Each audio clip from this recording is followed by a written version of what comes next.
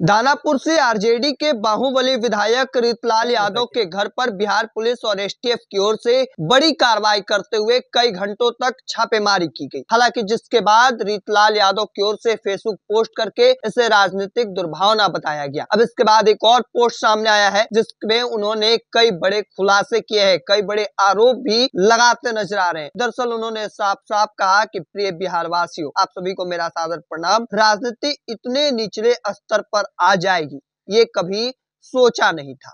दुख की बात है कि चुनाव के एकदम पहले साजिशों के तहत मेरी पार्टी, मेरे नेता और मुझे कमजोर और अपमानित करने की कोशिश दुर्भाग्यपूर्ण है। कुछ मित्रों से पता चला है कि मेरे खिलाफ कुछ असामाजिक तत्वों एवं विरोधियों के द्वारा मुझे झूठे मुकदमे फंसाने के लिए स्थानीय शासन प्रशासन द्वारा दबाव डालने का कुत्सित प्रयास किया जा रहा है।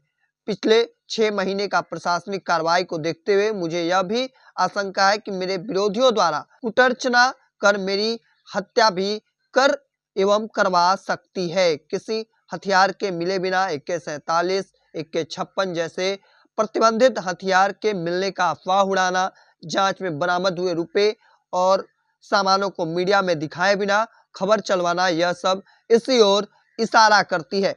कुछ लोकल और नेशनल मीडिया ने तो मेरे घर से AK-47, AK-56 बरामदगी की झूठी खबर भी चला दी। इससे साफ स्पष्ट होता है कि उनका असली मकसद तो AK-47, AK-56 जैसे प्रतिबंधित हथियार हमारे घर पर रखकर फंसाना था। अब आप ही लोग बताएं, क्या विपक्ष में रहना या जन सेवा करना आजकल बहुत बड़ा गुनाह हो गया है? रीतलाल यादव तो देखिए, जिसके बाद अब लगातार कह सकते हैं कि जो बड़ी कार्रवाई की गई, उनके घर पे कुछ सामान भी मिले और अब रीतलाल यादव जो साफ साफ कहते नजर आ रहे हो, चूंकि उनका कहना है कि पिछले 6 महीने का प्रशासनिक कार्रवाई को देखते हुए मुझे यह भी आशंका है कि मेरे विरोधियों द्वारा कुटर्चना कर मेरी हत्या भी कर एवं करवा सकती है। तो देखिए, बड़े जो आरोप खुलासा कह सकते हैं वह करती नजर आ रही है।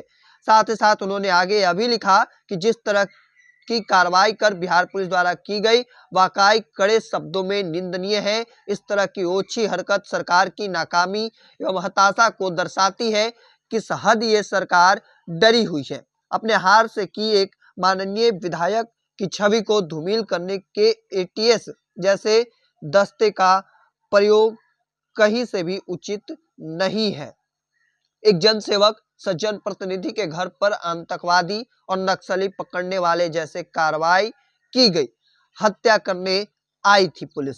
रिंकू देवी माननीय विधायक जी की धर्म पत्नी, और उसके नीचे रीतलाल यादव की एक तस्वीर लगाई गई है जिसके बैकग्राउंड में राष्ट्रीय जनता दल की तस्वीर है। और ऐसे में अब इसके बाद से लगातार सियासत जो है वह कह सकते हैं कि तेज हो गई है। एक बड़ा खुलासा जो है वह कह सकते हैं किया गया, बड़ा आरोप लगाया गया उनकी ओर से, क्योंकि एक बड़ी कार्रवाई जो है वह की गई।